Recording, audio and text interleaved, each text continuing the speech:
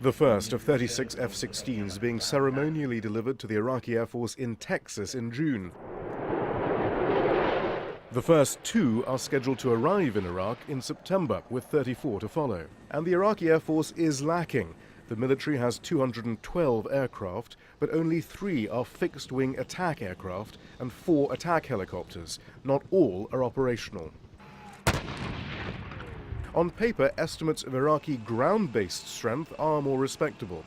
Some 270,000 active frontline personnel, some 350 tanks, and 4,000 armored vehicles.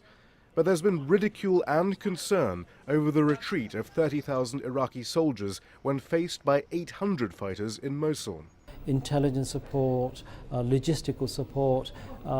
They were probably, as far as we can guess, we don't know the details, they were probably not being supported in terms of logistics, maybe even pay and ammunition and so on. The destruction of the chain of command, promotion based on bribery, the replacement of competent leaders with those close to the Maliki government, and the heightening of sectarian divisions. Some argue it was almost as if the Maliki government willfully degraded the national military. We've seen a few examples of coup-proofing. One that's often cited was Saddam Hussein's Iraqi government.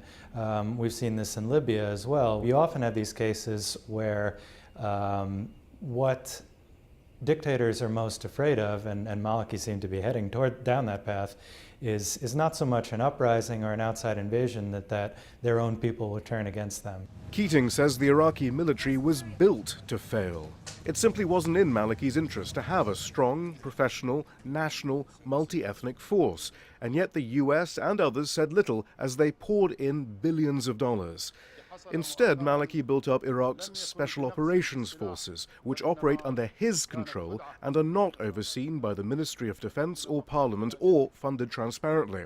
It's the Special Ops who've often been used against Maliki's political opponents and who helped increase Sunni unease. And it's these forces that were deployed to fight at the Beji oil refinery.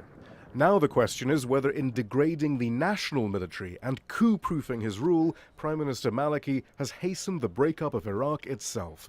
Shihab Ratansi, Al Jazeera.